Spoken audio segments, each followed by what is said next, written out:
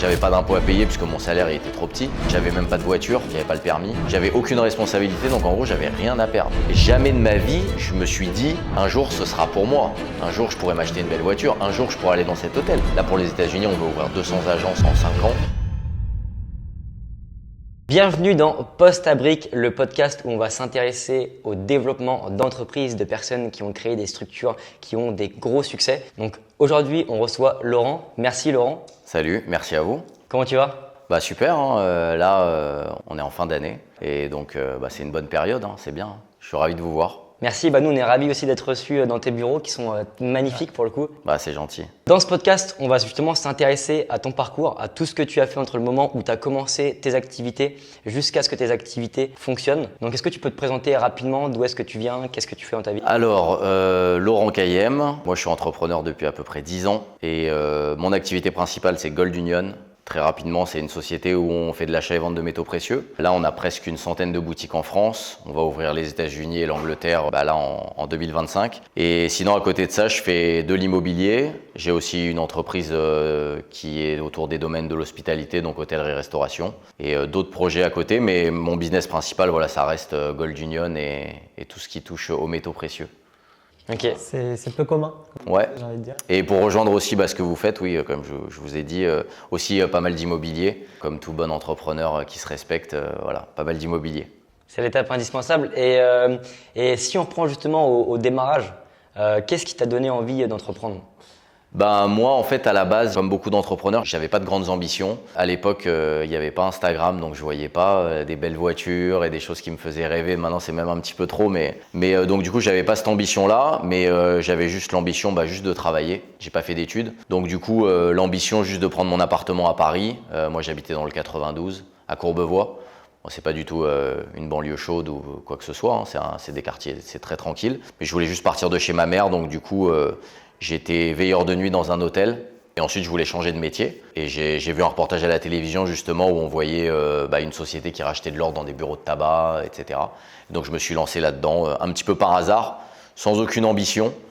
Et c'est vrai qu'après il y a beaucoup de travail, on va en parler, mais faut pas le nier aussi, il y a une partie de chance aussi quand même. Parce que tu vois, tu tombes sur un truc, tu testes, ça fonctionne. Tu vois, j'aurais pu essayer, ça aurait pu ne pas marcher. Du coup, ça m'aurait découragé, j'aurais été chercher un travail, on va dire, classique. Donc en fait, on dit toujours qu'il faut essayer plein de fois. Tous les entrepreneurs disent ça, genre essaye plein de fois avant que ton business y marche. Mais franchement, la plupart, ils ont essayé un truc et ça a fonctionné aussi, tu vois. Je sais pas vous, si ça a fonctionné dès le début, ce que vous avez fait, ou si vous avez essayé plein de business. Ouais. Vous avez essayé plein de trucs. En fait, pour le coup, on a essayé plein de petits business, mais sans réellement s'investir à 100%. Ouais. Mais tu t'en es rendu compte après que tu t'étais pas investi à fond. C'est ça. Et pour le coup, le premier business, on s'est vraiment lancé à 100%. Ouais. Là, pour le coup, c'est vrai, ça a marché dès le début, en fait. Après, pourquoi on s'est lancé ? Parce qu'il y a eu une opportunité, dans le sens où on s'est rendu compte qu'on pouvait potentiellement récupérer des clients en conciergerie. Et on est allé là où est-ce qu'il y avait de l'argent, quoi. Ouais, vous avez vu l'opportunité, mais c'est vrai que… Et par contre, il y a beaucoup de gens qui veulent lancer un business en se disant je vais garder mon travail, je vais lancer mon business à côté, et quand ça va fonctionner, je vais lâcher mon travail. Mais en fait, déjà, t'as pas toutes les chances pour que ton business il fonctionne. Si en plus, t'es pas à 100% dedans, même à 200%, c'est même pas la peine, ça pourra pas fonctionner. Donc, c'est clair. C'est quoi justement, j'imagine qu'il y a eu un déclic quand même pour que tu passes de veilleur de nuit à que tu te dises ok, j'ai envie de créer mon activité. Ça a été quoi un petit peu l'élément ? En fait, si ça se trouve, si j'avais gagné plus d'argent à cette époque-là, peut-être que je serais resté là-dedans. Bon, déjà, moi, je travaillais que la nuit dans l'hôtel, donc c'était assez déprimant. Je dis que j'ai pas essayé autre chose avant, mais quand même, j'avoue que j'ai essayé d'organiser des soirées, j'étais DJ.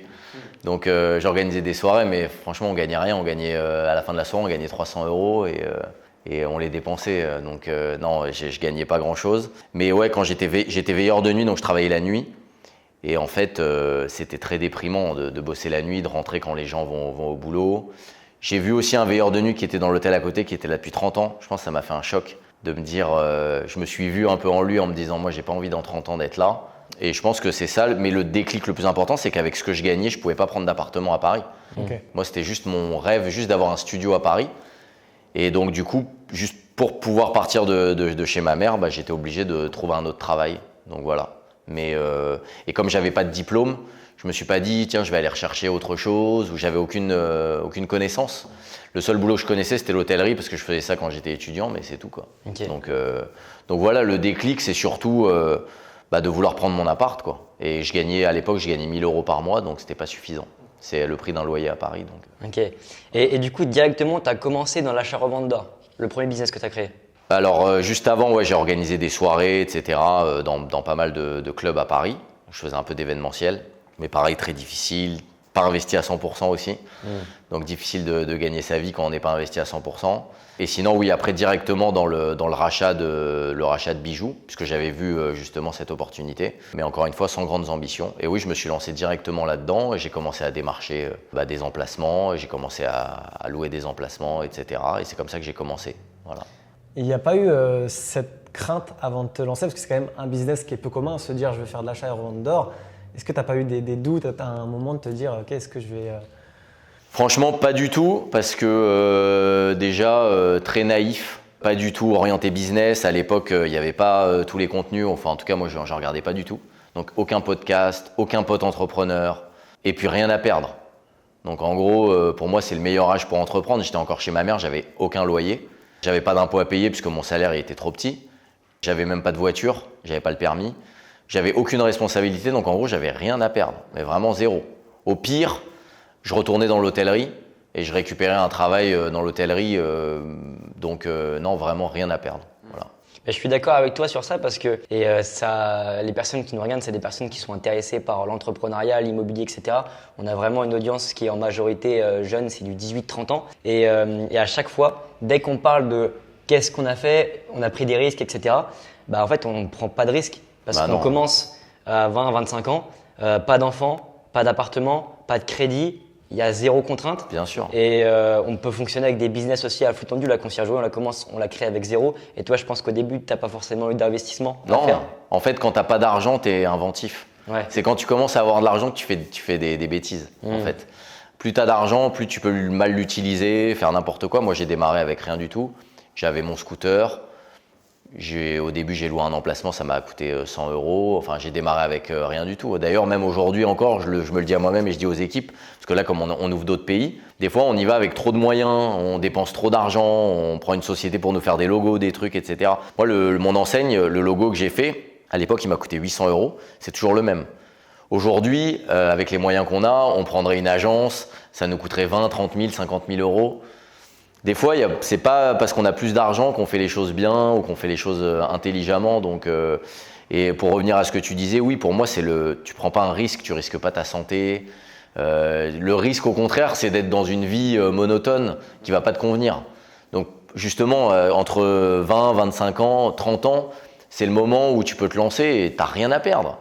Déjà, tu n'as pas d'argent, tu n'as pas de crédit, tu n'as pas de temps perdu, entre guillemets. Quand tu te lances à 40-45 ans, tu as crédit, peut-être des enfants, tu as accumulé une expérience dans ton travail, tu as un poste, tu as évolué dans ce poste aussi. Plus tu avances, ne crois pas que tu te dis « ouais, dans 5 ans, ce sera plus facile de me lancer ». Plus tu attends, plus c'est difficile. Plus c'est lourd de te lancer. Il y a des consolidations, je pense qu'il y a des croyances qui font que plus on est jeune, plus on est flexible, plus on apprend vite, on est aussi à l'aise avec les nouvelles technologies. Et pour les personnes qui justement veulent entreprendre à 40-45 ans, ils sont déjà dans des croyances qui les bloquent d'aller plus vite. Et ça, on se rend compte aussi avec les personnes qu'on accompagne.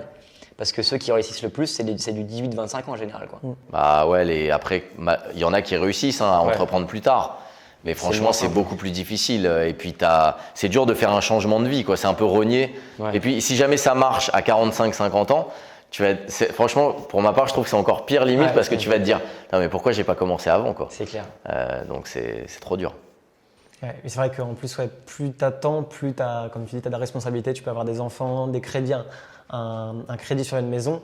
Et en fait, tu peux pas te permettre de dire je vais quitter mon boulot pour lancer un business parce que tu as cette charge à payer en fait. C'est ça que c'est. Et si on reprend les débuts, ça a été quoi un petit peu les stratégies que tu as mis en place pour transformer cette idée en business qui commence à fonctionner? En fait, moi, tout simplement, encore une fois, je vais pas raconter des histoires. Déjà, aucun business plan, rien du tout à l'époque. J'avais pas du tout ces notions-là. Moi, à la base, j'ai vu quelque chose, j'ai fait exactement la même chose. Voilà. Et après, au fur et à mesure, j'ai trouvé on va dire des idées marketing, mais au départ, j'ai juste vu, entre guillemets, ce business qui était d'organiser des opérations de rachat dans des bureaux de tabac, dans des francs-prix, etc. Bon, aujourd'hui, c'est beaucoup plus compliqué parce que les mairies, etc., ils ont un peu interdit tout ça. Mais sinon, j'ai fait quelque chose de très simple, c'est-à-dire déjà, j'ai démarché. Au début, on m'a dit non, plein de fois. J'ai vu après un autre bureau de tabac, etc. Et en fait, après, je suis tombé sur un bureau de tabac qui, lui, l'avait déjà fait avec une autre société. Donc, lui, ça lui paraissait pas farfelu. Et donc, lui, il a accepté. Voilà. Ce que je conseille pas mal au début, moi, en tout cas, c'est ce que j'avais en tête, c'est de ne pas se présenter comme étant tout seul. C'est-à-dire, c'est pas pour tromper les gens, mais si vous dites je suis tout seul avec ma petite équipe, etc. Moi, je conseille des fois des amis. Ils ont une agence de communication où ils font des ads pour des sociétés. Je dis, fais semblant d'avoir une secrétaire. C'est pas grave en soi si le travail au bout il est bien fait, mais fais semblant d'avoir une équipe de 10 personnes. Mine de rien, ça rassure les gens. Donc moi, je disais toujours au patron du tabac, je disais voilà, ce sera moi qui viendrai ce jour-là, ou alors ce sera un commercial de notre équipe. Mais évidemment, c'était toujours moi qui venais. Mais il ne faut pas, au début, tu es obligé de dire que tu es une équipe. Moi, c'était un petit peu ma stratégie. Et pareil pour le logo, après, quand je l'ai fait par la suite, j'ai voulu tout de suite montrer que c'était une société qui était grosse, qui était importante, et pour rassurer les gens, parce que la confiance, c'est important. Mais c'est marrant, c'est que ça a un terme en anglais, je ne sais plus exactement. C'est Fake it until you make it. Exactement. Et en fait, quand tu te mets dans cette façon de penser que je suis déjà une grosse boîte, même si ce n'est pas réellement le cas à l'instant T, tu vas t'obliger dans tes actions en fait, à atteindre ce niveau-là. Et c'est un peu ce qu'on a fait également, nous, quand on a créé la conciergerie. Ouais. Voilà, maintenant, on peut le dire. Mais au début, on allait voir les propriétaires. On disait qu'on avait déjà des biens. Bien sûr. On savait déjà le process. Mais c'est pas la réalité. En fait, si c'est pour tromper quelqu'un et l'arnaquer, c'est pas bien. Ouais. Maintenant, quand tu démarres de rien du tout, tu n'as pas hérité d'une société de tes parents ou quoi, bah, tu ne peux pas aller voir un client et lui dire écoutez, moi, vous allez être le premier bien que je vais avoir en gestion. C'est pas possible. Tu es obligé un petit peu de dire que tu as déjà d'autres biens. Et si au bout du compte, le travail il est bien fait, même à la fin, tu peux le dire au client et lui dire maintenant, on peut en rigoler, mais vous savez, vous étiez mon premier client et tout. Il va jamais t'en vouloir. Il va dire mais tu as raison, tu es un jeune, tu as vendu un petit peu le truc, mais c'est pas, franchement, au bout du compte, si c'est pour faire du bon travail, c'est pas très grave. Bien sûr. Ouais. Mais ça, justement, c'est un truc qui m'est venu parce que on va pas tromper le client parce qu'on va juste surévaluer ce qu'on a déjà pour apporter plus de preuves sociales. Mais toi, tu le faisais parce que tu voulais signer des clients plus facilement ou tu le faisais aussi parce que déjà à ce moment-là, tu avais une vision de ta boîte qui allait devenir très grosse? Non, moi, j'avais pas du tout de vision de ma boîte qui allait devenir très grosse, pas du tout. Je pense que je l'ai eu à peu près au bout de 6 mois, 1 an. J'ai quelque chose qui s'est déclenché où j'ai senti un plafond de verre et où je travaillais 6 jours sur 7. Et je voyais tellement d'opportunités que je me suis dit il faut que je recrute des personnes, etc. Mais sinon, non, j'avais pas du tout cette vision-là. Moi, c'était juste que je me voyais pas aller dans un bureau de tabac, démarcher un patron et lui dire écoutez, j'étais veilleur de nuit il y a 2 semaines. Là, j'ai pris mon scooter, il est garé derrière, j'ai pas le permis et je veux me lancer dans le rachat d'or et faire ça dans votre… Mine de rien, le patron, il s'engage par rapport à ses clients sur le sérieux de la personne qui va venir. Donc, il ne peut pas accepter qu'un gars qui débarque de nulle part, qui n'a pas de collègues, qui est tout seul. Non, moi, je faisais genre, j'étais commercial.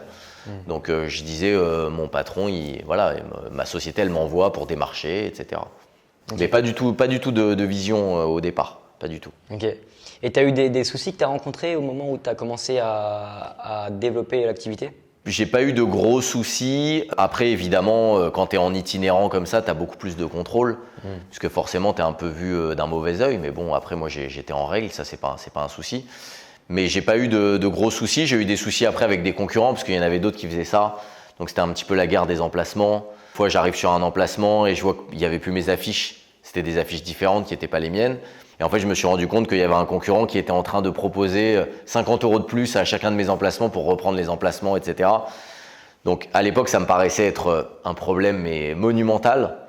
Alors qu'en fait, maintenant, je regarde ça en rigolant, quoi. Mais à l'époque, en fait, quand tu as peu d'emplacements, quand tu as peu de choses, c'est comme aujourd'hui. Là, aujourd'hui, on a quasiment 100 boutiques. À l'époque, quand j'avais 4-5 boutiques, il y avait un concurrent qui ouvrait dans la même ville. Pour moi, c'était une catastrophe industrielle. Aujourd'hui, tu as un concurrent qui ouvre, c'est pas grave. De toute façon, tu as les armes pour te battre, etc. Donc, c'est pas la même chose, mais j'ai pas eu de de grosses difficultés. Dans tout le parcours, la plus grosse difficulté, on pourra en parler, mais c'était le Covid. Mais sinon, depuis le début, ça a plutôt bien fonctionné. J'ai démarré avec une toute petite structure, j'étais tout seul. Il n'y avait que moi. Donc au final, pas d'associés, donc pas de discussion, pas de oui, non. Je faisais mon truc tout seul. Et puis, à part, voilà, des fois, on arrive le matin pour faire son emplacement et le patron, il a changé d'avis. Il a enlevé toutes les affiches. Il dit non, finalement, je veux plus. Bah, du coup, on se retrouve à avoir perdu de l'argent en marketing. Les clients, ils viennent, ils ne trouvent pas. Bon, bah, Ouais, c'est des choses comme ça, mais pas eu de grosses. Les grosses difficultés, c'est beaucoup de temps le soir passé, surveiller si les affiches sont toujours là, les remettre quand quelqu'un les arrache. C'est le dimanche matin, aller travailler. Mais pour moi, c'était pas des difficultés. Moi, j'étais content de ce que je faisais. Et en plus, quand après j'ai fait les Franprix, c'était vraiment une bonne ambiance, à rigoler avec les caissières le dimanche. Franchement, c'était une super époque. Genre vraiment, j'en ai des très bons souvenirs. Ok. Bah justement, si on parle par rapport à la concurrence, il y a beaucoup de personnes qui, quand ils se lancent, Ouais. ont l'impression que c'est la fin du monde, Ouais. alors que c'est qu'il y a un marché au final. Et faire ce que nous, on a fait pour créer toute la structure, etc., c'est du travail. Il y a peu de personnes qui sont prêtes à faire tout ce qu'on a fait. Donc, Bah ouais, en fait, c'est toujours très dur à accepter. Mais au début, on ne le comprend pas. Mais quand tu as un problème dans ta boîte, quel que soit le problème, tu as un problème avec tes banques, tu as un problème avec des clients. En fait, au début, ça va être une horreur pour toi. Tu vas dire, j'ai pas de chance, j'ai des problèmes et tout. En fait, chaque problème que tu vas rencontrer, franchement, je mens pas, ça va te permettre d'améliorer ta boîte, ça va te permettre d'être meilleur. Nous, tous les soucis qu'on a eus, tous les switches qu'on a fait dans la boîte, ça a été pour que la boîte elle soit plus performante. Et même des concurrents qui s'installent et tout, ça nous a rendu meilleurs, ça nous a rendu plus forts. Donc au final, quand tu n'as pas de difficulté, tant mieux, c'est bien. Mais la difficulté, les concurrents, en fait, si tu as ce caractère, ça va te faire croître. Genre tous les problèmes qu'on a eus, même que ce soit avec des employés, que ce soit avec des concurrents, plein de choses, ça nous a rendu toujours plus forts. Et moi, je dis toujours aux équipes, même si au début on est un peu assommé, il me faut 48 heures à peu près déjà pour digérer le truc. Mais après, je dis toujours aux équipes, vous inquiétez pas, tout ce qu'on a fait à chaque fois, toutes les étapes, ça nous a rendu plus forts. On a organisé mieux nos process. Et au contraire, il ne faut pas se dire, oh, j'ai pas de chance et tout. Non, c'est que tu as fait une erreur, c'est que tu n'es pas assez organisé, c'est que ta boîte, elle n'est pas assez structurée, tes process ne sont pas assez bons. Au final, ça va te rendre meilleur. Voilà. c'est clair. Bah, moi, je vois deux trucs, c'est vrai que par rapport à ça. Déjà, le premier, c'est que en soi, s'il y a la concurrence, on ne peut pas faire outre, on est obligé de l'accepter. Déjà, ce que tu contrôles pas, tu vas pas aller faut pas se prendre la tête avec. Il faut rester déjà un petit peu stoïque là avec la statue. Ouais. Mais en plus de ça, il y a aussi le fait que, en fait, je veux dire, si demain on crée un business et qu'il n'y a pas de concurrence, on va pas chercher à innover, à faire mieux que la concurrence pour aller les surpasser. Donc, la concurrence, c'est quand même le moteur numéro 1 pour toujours faire mieux au final. Bah oui, et en plus, même pour parler d'un autre sujet, moi j'ai des amis qui me disent écoute, j'ai un super business, la personne n'y a pensé, il y a zéro concurrence. Ouais. Moi franchement, il me dit tu veux investir et tout machin. Bon, évidemment, il me développe plus le truc, mais je dis écoute, moi je t'avoue franchement, un business où il n'y a pas de concurrence, ça m'inquiète plus qu'autre chose. Genre, s'il n'y a personne dessus, ça me fait plus peur qu'autre chose. Soit qu'il n'y a pas de marché, ou soit qu'il n'y a personne qui a pensé, mais Ouais. c'est vraiment très Et en plus, très tu rare. vas devoir défricher toi le marché, mettre ça dans la tête des gens. Donc, c'est très difficile. Moi, il y a un seul business dans lequel j'ai innové. Et pourtant, je dis toujours à tout le monde de ne pas innover, de copier, de faire mieux. Le seul business dans lequel j'ai innové, ça fait 2 ans que je me casse la tête dessus. C'est notre business de robot bubble tea. En gros, c'est une machine. Tu commandes et tu as un bras robotisé qui te sert ton bubble tea, qui le prépare, etc. Bon, tu vois, c'est génial. Hein. Les robots, le software, le hardware, tous les problèmes techniques. On avait posé une machine là aux Galeries Lafayette. Le SAV, les problèmes avec les clients toute la journée, la machine qui tombe en panne. Là, du coup, on est reparti en développement. Le truc, ça devait nous prendre 6 mois. Au final, là, ça fait 2 ans. On n'a toujours pas fait. On a fait un tout petit peu de chiffre d'affaires là-bas, mais c'est rien. Là, on est en perte. Voilà, après, il faut le dire quand il y a des moments d'échec, mais on lâche pas. Et là, l'été prochain, là, on a rapatrié toutes les machines. L'été prochain, on va ressortir un produit parfait. Mais on est en train de redévelopper tout le software. On est en train de tout refaire de zéro. Au final, le truc, ça devait nous prendre 6 mois. Ça va nous prendre presque 3 ans, quoi. Donc, si j'avais innové en première boîte, mais c'est trop dur. Là, je peux me permettre parce que j'ai une activité qui tourne à côté. Donc, j'ai le temps de perdre de l'argent, entre guillemets, pendant un moment, d'être sur des projets comme ça. Mais sinon, quand tu démarres un truc, Genre, vous vous êtes lancé sur de l'immobilier, sur de la conciergerie. Bon, au début, c'est toujours plus facile de copier quelque chose qui marche déjà et d'apporter sa patte personnelle que de vouloir innover. Et des gens qui travaillent mal ou qui font mal les choses, il y en a tellement que si tu travailles bien et que tu es consciencieux. Et même au début, quand on crée un business, c'est aussi en partie parce qu'on est motivé, on a un projet en tête, on veut le mener à bien. Et c'est un carburant qui est limité. Et quand on part sur quelque chose, si tu aurais commencé par le bubble tea, je pense que… Franchement, j'aurais arrêté l'entrepreneuriat, mais vraiment direct, quoi. Et ça peut être une zone de flou en plus, que quand tu vois qu'il n'y a personne qui a encore jamais fait ça, tu sais pas où tu vas. Ah bah Alors oui. que quand tu te lances dans quelque chose qui a déjà été fait, tu sais que c'est possible. C'est pas ça, mais tu vois, genre nous, on est les premiers à faire ça. Et il y en a d'autres où c'est un petit peu, mais à grande échelle, parce que nous, on veut le développer vraiment dans le monde entier, on veut mettre ça dans tous les centres commerciaux. Et en fait, tu travailles pour les suivants, en gros. Tu vois, tu t'essuies les plâtres. Tu vois, genre nous, là, on est en train de travailler, d'itérer, c'est un gros boulot. Ouais, mais je suis content d'avoir ça à côté, mais d'avoir mon business qui tourne, Ouais. parce que sinon, ce serait même… Mentalement, ce serait dur. On a failli abandonner, honnêtement.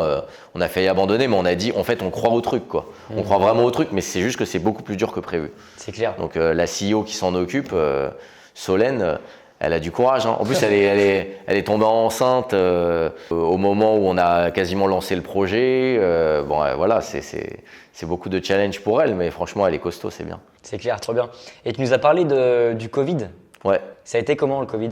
Le Covid horrible, pour tous ceux qui ont des business physiques, Ouais. je pense. Moi, en gros, j'ai pas trop d'autres passions que mon travail. Je fais un peu de paddle comme tous les entrepreneurs. Je sais pas ce que vous faites vous comme sport, mais La course à pied, moi. la Ouais, course je à fais pied, de la c'est bien. boxe, Au moins, ça. c'est partout et c'est gratuit. Ouais. C'est très bien. Mais donc, en gros, ouais, moi, c'était tous les magasins fermés. Heureusement, à l'époque, j'en avais beaucoup moins. J'avais une dizaine de magasins, même pas.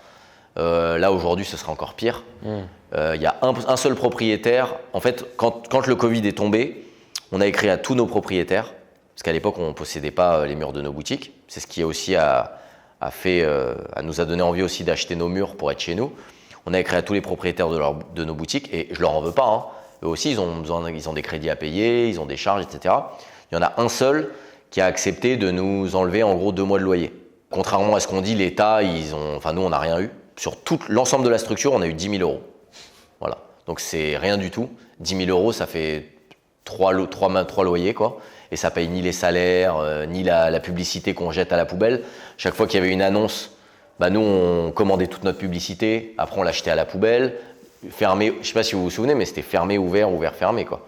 Vous avez le droit, vous n'avez pas le droit.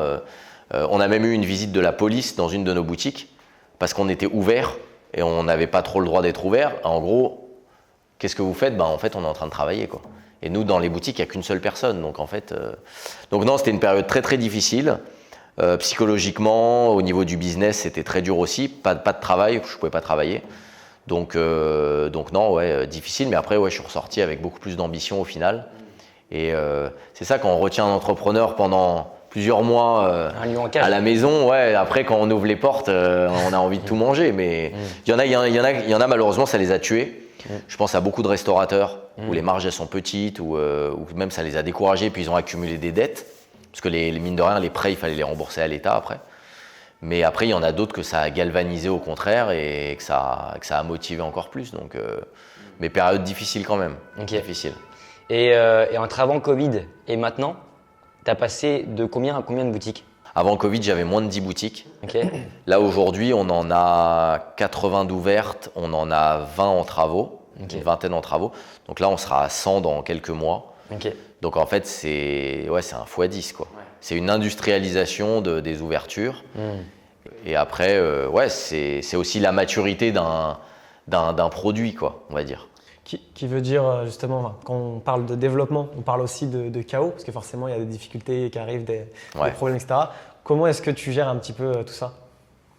Déjà, je rassure tous les gens qui sont en hyper-croissance. C'est normal que tout ne soit pas rangé dans l'ordre. C'est normal qu'il y ait beaucoup de recrutement, beaucoup de problèmes. En fait, en gros, quand tu es en hyper-croissance, c'est une Formule 1 qui est lancée à toute allure et en même temps, il y a tout qui est en train de se désintégrer, tu es en train de revisser dans tous les sens et tout, donc c'est normal. Pareil, je le dis à tout le monde et je me le dis à moi-même, parce que ce que je dis aux autres, c'est pour me rassurer aussi. Mais je leur dis, vous savez, ces dernières années, on a été en hyper-croissance, on a développé énormément de boutiques et c'est des boutiques physiques, c'est pas un SaaS. Donc, chaque boutique, c'est des problèmes en plus. Mine de rien, les gens ils se rendent pas compte, ils pensent qu'on ouvre des boutiques et après ça tourne tout seul, pas du tout. Il y a tous les problèmes RH, il y a des inondations, il y a des problèmes de sécurité, il y a des problèmes de marketing, il y a des problèmes de concurrence. En fait, une boutique physique, c'est un monde en soi. Une personne qui a une boutique, déjà, elle a un tas de problèmes. Alors quand on en a presque 100, tout est multiplié. Là, aujourd'hui, on est plus de 100 personnes dans la boîte. Donc forcément, il y a du chaos. Il y a des gens, ils vont venir, ils disent « Ah oui, mais ça vous l'avez pas mis en place, ça, vous l'avez pas fait et tout. » Oui, mais en fait, on ne peut pas tout faire d'un coup.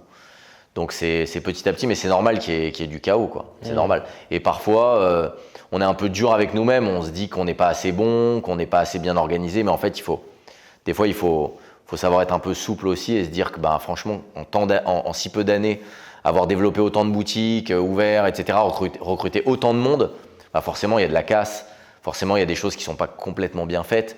Honnêtement, voilà, ça peut arriver que dans une boutique, on y aille, il y a quelque chose qui n'est pas parfait. On arrive à une ouverture, il y a quelque chose où on a raté. Mais bon, c'est normal. Tous les gens en hypercroissance, c'est le jeu, c'est obligé. Ouais.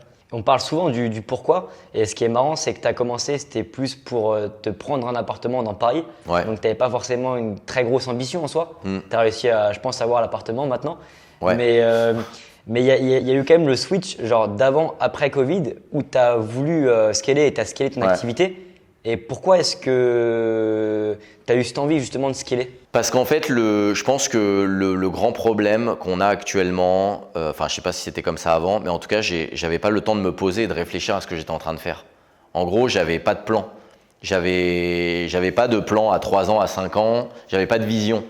C'est-à-dire, j'avançais comme ça, j'ouvrais une boutique, après j'en ouvrais une autre. Et je pense qu'on est vachement… Il y a 2 choses déjà. La première chose, c'est qu'on est vachement conditionné par son milieu social, psychologiquement. C'est-à-dire que si vous êtes né dans un milieu social où les gens autour de vous, ils sont riches, que vos amis, ils sont entrepreneurs, qui sont ambitieux, forcément, vous allez avoir, entre guillemets, cet état d'esprit. Mindset, j'essaie de l'utiliser de moins en moins parce qu'on l'a trop utilisé. Donc, on va dire cet état d'esprit. Mais donc en gros, je pense que mon environnement social a fait que j'avais aucune ambition. En gros, à cette époque-là, j'avais un ami qui était photographe et qui commençait bien à marcher, qui lui a pas fait d'études. Sinon, dans mon milieu, je savais pas ce que c'était que l'argent. Je savais pas ce que c'était que les beaux hôtels, les belles vacances. Je connaissais pas les belles voitures. Moi, quand j'allais en vacances à Cannes, je me prenais en photo devant les belles voitures. Mais jamais de ma vie, je me suis dit, un jour, ce sera pour moi. Un jour, je pourrais m'acheter une belle voiture. Un jour, je pourrais aller dans cet hôtel. Jamais de ma vie, impossible. Avec ma mère, on demandait à l'entrée de l'hôtel, est-ce qu'on peut rentrer faire des photos dans le hall ? Genre, c'était vraiment ça. Donc en fait, je pense qu'on est vachement conditionné par le milieu le milieu dans lequel on évolue au début. Donc pour moi, c'était impossible et improbable que je puisse gagner beaucoup d'argent. C'était impossible. Dans ma tête, c'était bloqué. Et ensuite, c'est en voyant des choses, c'est en évoluant qu'après on a envie. Mais sinon, impossible dans ma tête de me dire ça. Et oui, le Covid, ça a été un moment justement où j'ai réfléchi, où j'ai eu le temps de réfléchir, de faire une introspection. Et aussi mon rapport au temps, à me dire voilà, j'ai tel âge, voilà ce que j'ai fait. Et j'ai commencé à écouter aussi beaucoup de podcasts qui m'ont aussi motivé en voyant des gens qui m'ont sorti de mon environnement. Parce que si tu restes, c'est ça qui est génial aujourd'hui, c'est qu'avec YouTube, avec tes podcasts, t'as pas que tes potes autour de toi ou ta famille. Tu peux écouter d'autres gens. Donc en fait, ça m'a permis aussi d'écouter, j'ai commencé par écouter Génération Do It Yourself, qui est un super podcast aussi, de Mathieu Stéphanie. Et du coup, ça a commencé à m'ouvrir l'esprit. Et c'est surtout un moment où je pense pour beaucoup de monde, on s'est posé, on a réfléchi. Et donc du coup, cette réflexion a fait que je me suis dit, le temps il passe, t'as 32 ans, qu'est-ce que tu veux faire? Et en écoutant les gens et en plus en me disant, voilà, fais un point où est-ce que t'en es à 32 ans, les années elles passent, quelle est ton ambition pour la suite? Et ça a été une réflexion en fait. Mais avant, j'avais pas eu le temps de me poser ou de réfléchir. Et vraiment d'écouter des gens qui disent, ouais, moi je pars à l'international, non, et tout.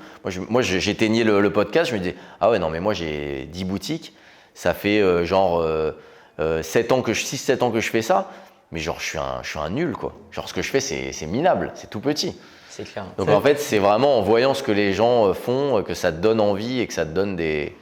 Et aussi, un de nos concurrents qui a ouvert plus de 100 boutiques, ça a remué tout le monde dans le secteur, quoi. Donc, c'est comme dans tous les milieux, quoi. Quand on voit quelqu'un qui fait quelque chose, ça nous donne envie. Donc voilà, un petit peu sorti du Covid, j'ai dit, on va on va embaucher, enfin on va ouvrir 100 agences et motiver. Et après, plus tu casses les barrières, moins tu as de limites, quoi. Après, tu dis, bah tiens, un autre pays. Tiens, Les États-Unis, pourquoi pas? Voilà, là on fait les États-Unis, on fait l'Angleterre. S'il y avait d'autres planètes, on se dirait, bah, vas-y, on va ouvrir sur Mars. Bon, il n'y a pas encore ça, mais voilà, ouais. Mais je pense que c'est comme tout le monde, petit à petit, tu vois, tu vois des étapes. À chaque fois en fait, que tu débloques de nouveaux paliers, c'est un petit peu comme un jeu infini où par exemple quand on s'est lancé, on se disait si on fait 2000 € par mois, on sera trop content. Et Bien tu fais sûr. 2000, tu vises 5000, tu fais 5000, tu vises 10 000. Bah en oui. fait, ça s'arrête jamais. Mais en fait, au départ, tu veux gagner ce qu'il y a dans ton entourage, tu vois. Ouais. Genre, tu te dis oui, moi, à la fin du mois, si je gagne 2, 3 000, 4 000, mais c'est le bout du monde. Mais après, quand tu es entrepreneur, gagner 2 000, 3 000, avec les charges et tout ce que tu as, il te reste zéro, quoi, en fait. Ouais. Donc ouais, c'est ça, clair. c'est psychologique, en fait. Et je pense que le plus dur, et excuse-moi, après je te laisse, mais le plus dur, je pense, pour les gens qui viennent d'un milieu normal, moi je viens pas d'un milieu pauvre, mais normal, ou d'un milieu même encore plus modeste, c'est une barrière mentale. Je pense que s'ils ont un beau projet, ils trouveront des fonds. Je pense qu'ils trouveront des opportunités, mais je pense que c'est mental et c'est trop dur à casser. Moi, j'en veux pas aux gens. Toute la journée, on entend vas-y, essaye, nanana. Mais en fait, quand tu viens d'un milieu où c'est pas comme ça autour de toi, t'y crois pas. En fait, c'est pas possible pour toi. C'est clair. Et même parce que là, du coup, il y a des choses qu'on sait vraies et qu'on ne pense pas pouvoir atteindre parce qu'on n'a pas forcément confiance en soi. Mais je trouve que le pire, c'est le fait de ne pas savoir ce qu'il y a derrière. Et nous, on a beaucoup de chance maintenant parce que du coup, avec les réseaux, avec les vidéos YouTube, on peut découvrir des personnes qui ont des choses qu'on ne savait même pas possibles. Et moi, je me rappellerai toute ma vie de quand j'ai vu la première vidéo sur YouTube business. Et genre, dans ma famille, il y avait personne qui faisait du business. Je me dis, mais le mec, il est même pas sur la même planète que nous. C'est pas possible. Et en fait, ça casse tellement de croyances que, en fait, ça révèle une ambition. Parce que personnellement, moi, quand j'étais plus jeune, j'étais pas du tout ambitieux. Je travaillais pas à l'école. Je pensais qu'à sortir. Et enfin, plus jeune, je dis ça comme si j'avais 50 ans. mais tu vois, en fait, tu te rends compte qu'il y a quelque chose qui est possible et ça libère quelque chose en toi qui te fait que tu changes en fait. T'es pas la même personne. Tu parlais du Covid, mais on n'a pas eu le même Covid. Moi, pendant le Covid, je faisais que Netflix. Et c'est justement après cette période-là où je me suis dit, c'est pas possible de faire que ça de sa vie. Mais moi aussi, je faisais pas grand-chose et c'est ça qui est terrible. Voilà, tu vois. Mais c'est vrai que je rebondis sur ce que tu disais. Moi, c'est pareil, il n'y a personne qui fait de business dans ma famille. Je suis un des premiers, mais je pense. Et quand j'ai vu une vidéo de Yomi, bon, je pense pas qu'il verra cette vidéo, mais quand j'ai vu une vidéo de Yomi, je me suis dit, ce mec-là, c'est un baratineur. Il raconte n'importe quoi. Ouais. Et en fait, c'est parce que tu te refuses de croire que c'est possible. Bien sûr. Bien sûr. Après, il y a aussi des gens qui racontent des trucs. Mais en plus, ce qui est génial, c'est qu'avec toute l'offre que tu as sur YouTube, tous les podcasts, tu vas forcément trouver un gars qui a un peu le même parcours que toi, tu vois. Et tu vas te dire, putain, mais même, genre, lui, il a le même, genre, il vient du même truc que moi et tout, machin. Il a réussi, c'est génial. Genre, c'est super, franchement, tous les podcasts, moi, j'en écoute. Là, par contre, je vais faire, je pense, une pause un peu sur tout ce que j'écoute. Parce qu'en fait, j'écoute tellement de choses que j'ai envie de me lancer dans trop de trucs. À chaque fois que j'écoute un podcast, j'ai envie de faire le business du gars, tu vois. Genre là, j'ai écouté un des derniers sans permission où c'est un coiffeur. Enfin, à la base, il était coiffeur. Maintenant, il monte plein de salons et des franchises de coiffure. J'avais envie de l'appeler, lui dire j'ai envie de te prendre une master franchise et développer le truc.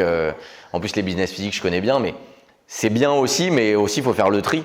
Parce que sinon, tu as envie de te lancer dans plein de trucs, changer tout le temps de business et c'est épuisant. C'est quelque chose, on s'est rendu compte, ça justement. À force d'écouter justement des personnes qui font plus que toi, en fait, dès qu'ils te font germer une nouvelle idée dans ta tête, tu dis, il faut que je fasse ça. Ah ouais. Sauf en fait, à force de changer les process à droite, à gauche, tu n'as jamais un process qui est stable. Ouais. Et en fait, c'est pas… Ah ouais. Non, mais faut écouter ça, prendre ce qu'il faut pour ton business. Mais surtout, il ne faut pas tout le temps vouloir changer de business en te disant non, c'est difficile. Et après, il y a encore une autre étape où quand tu as un business qui marche bien et que tu as envie d'aller plus haut, tu te dis, tu es dans une sorte de prison dorée. Parce que moi, je me dis, soit je mets ce business-là de côté et je remonte quelque chose dans un domaine complètement différent qui va me permettre d'aller chercher les étoiles. Ou alors, c'est dans ce business-là que je vais continuer et je vais aller chercher quelque chose de plus gros. Ça, c'est encore d'autres réflexions après. Ok. Tu as eu cette phase justement où tu as commencé à avoir tes premières boutiques. Ouais. Et là, du coup, actuellement, tu as quasi 100 boutiques. Tu vas en avoir 100, j'imagine, en 2025. Il y a un business physique avec des points physiques. Comment est-ce que tu fais pour scaler un modèle comme le tien? C'est très difficile, mais en même temps, quand c'est fait, c'est quelque chose de très solide. C'est ça qui est bien. Mais il y a beaucoup de gens qui ont essayé de scaler des business physiques. Chacun a sa recette. Moi, personnellement, je ne suis pas parti sur le modèle de la franchise. Je trouve que le modèle de la franchise, c'est bien pour la restauration parce que tu as beaucoup de personnel, les marges sont petites. C'est un business qui est très différent. Mais je trouve que dans notre business, moi, j'ai des concurrents qui font de la franchise. Je leur fais souvent beaucoup de compliments, mais je trouve que c'est un peu un aveu de je ne peux pas gérer toutes mes succursales, quoi. Nous, on a pris le pari de gérer nos succursales. Et pour le scale, en fait, il faut que tes process ils soient ultra carrés déjà dans ta première, deuxième, troisième boutique avant de développer. Parce que monter 2-3 boutiques et en monter 100, ça n'a rien à voir. Tu peux aller jusqu'à 10 en travaillant un peu comme ça à la main, on va dire. Tu passes dans tes boutiques, tu fais toi-même ton truc. Jusqu'à 10 à peu près, ça va. T'es pas obligé d'être en mode industriel et en mode vraiment ultra process.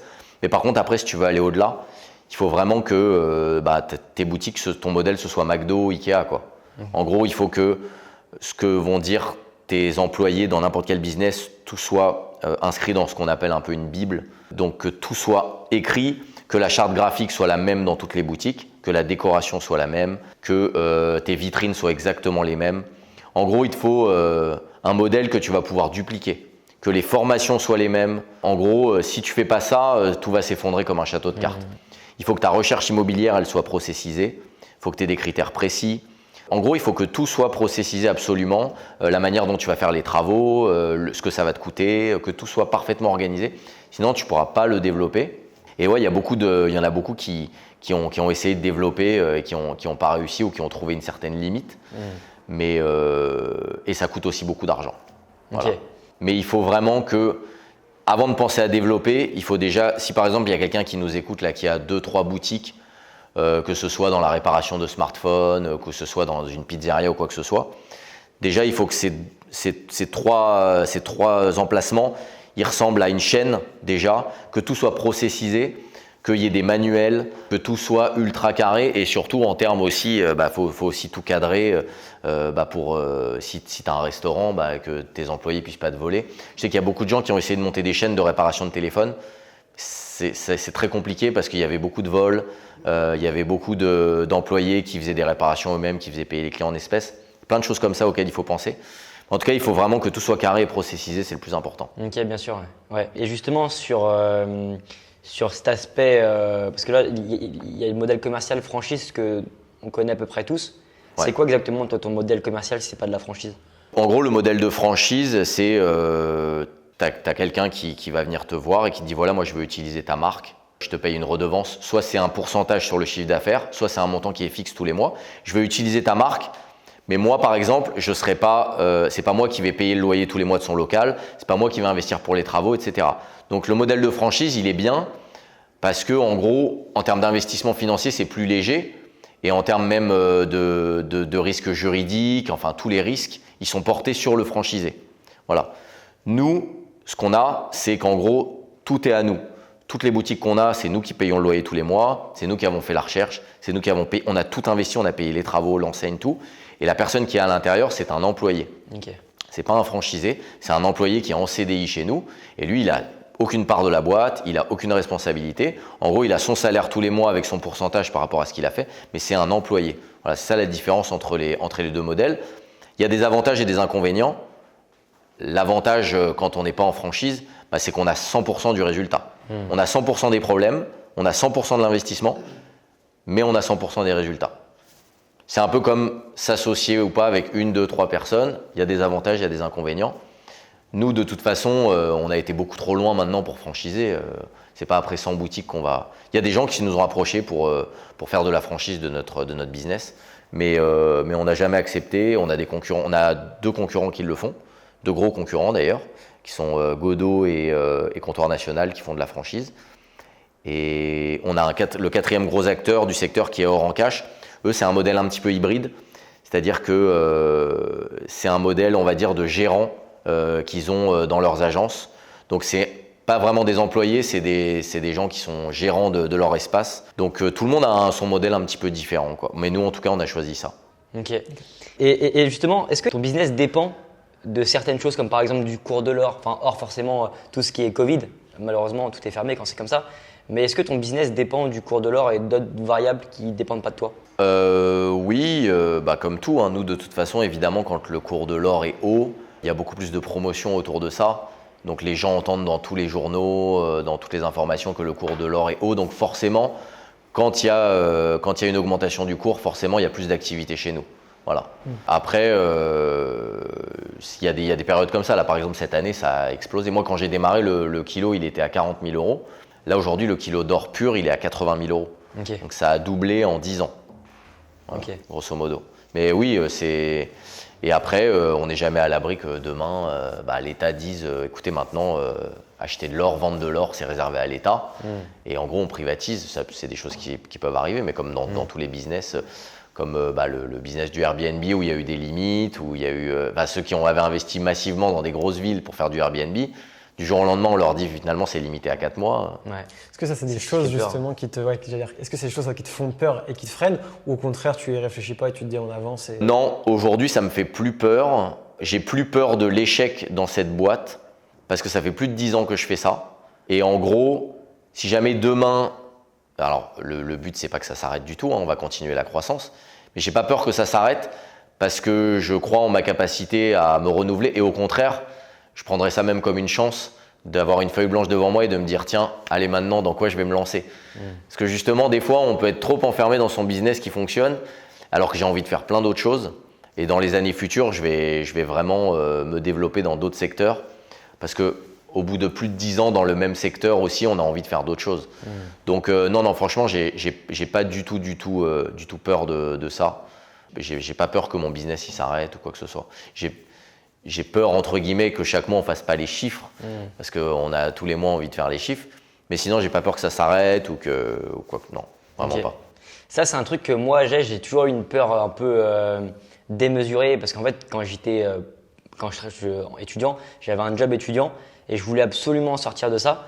Et là, j'ai toujours une peur, même si je sais qu'elle est c'est pas une vraie peur au final, c'est plus une projection que je me fais. Et c'est complètement inconsidéré, mais de retourner dans ce travail. Est-ce que toi, au moment où tu as commencé à développer ton activité, tu avais des peurs qui ont maintenant disparu et tu n'as plus peur de quoi que ce soit parce que tu sais que tu es sécurisé, ou les peurs évoluent avec ton business? Entre guillemets, des fois, il peut y avoir toujours un petit truc dans ta tête où quand tu as démarré de zéro, entre guillemets, des fois, tu as un petit truc où tu te dis si demain, je perdais tout, tu vois. Des fois, tu y penses.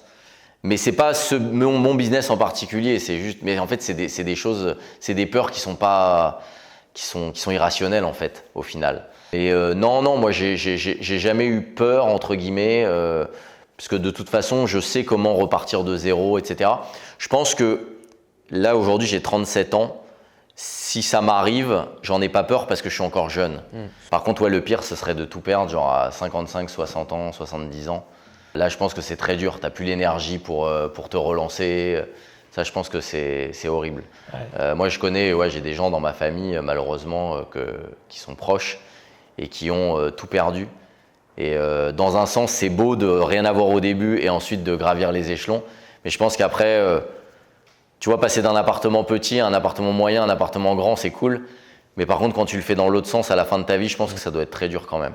Après, il y a la santé évidemment qui est le plus important, mais si on parle que de matériel et de business, donc ouais, je pense que ça c'est dur. Il y a aussi beaucoup d'entrepreneurs qui après avoir vendu leur boîte, mine de rien, ils se retrouvent avec des millions.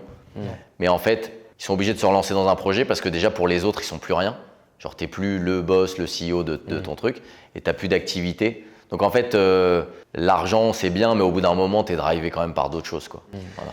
Je sais plus, c'était Maxime qui disait ça. Il disait qu'il y avait des entrepreneurs qui avaient vendu des boîtes à des centaines de millions. Et le fait d'avoir vendu un petit peu leur bébé, les mecs, ils mouraient, tu vois. Ouais. Genre littéralement à l'intérieur, il n'y a plus rien qui t'a mis. Parce qu'en fait, tu deviens accro au stress et le jour où il part, t'es vide en fait. Ouais, c'est ça. Mais même, c'est trop dur. Les gens, il y a des gens qui comprennent pas ça, mais en fait, quand tu as construit quelque chose pendant 10 ans, pendant 20 ans, genre c'est toi qui l'as construit. C'est comme si tu construisais une maison de tes mains.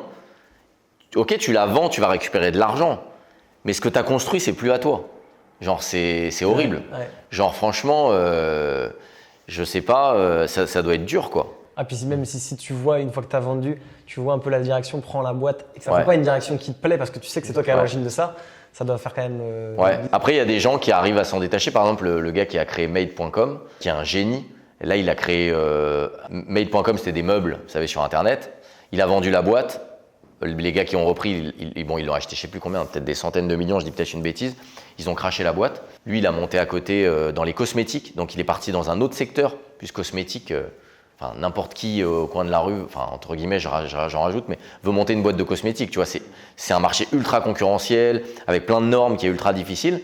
Il a monté Typologie, qui est une marque de cosmétiques qui cartonne. Donc, le gars, il a réussi dans 2 secteurs. Là, aujourd'hui, Typologie, il pourrait le revendre des centaines de millions. C'est un carton mondial. C'est un autre sujet, mais c'est fascinant, les gens qui arrivent à réussir dans plusieurs domaines. Ça, pour moi, c'est un vrai entrepreneur. Genre, vraiment, c'est un vrai. Genre, moi, j'ai réussi que dans un seul domaine.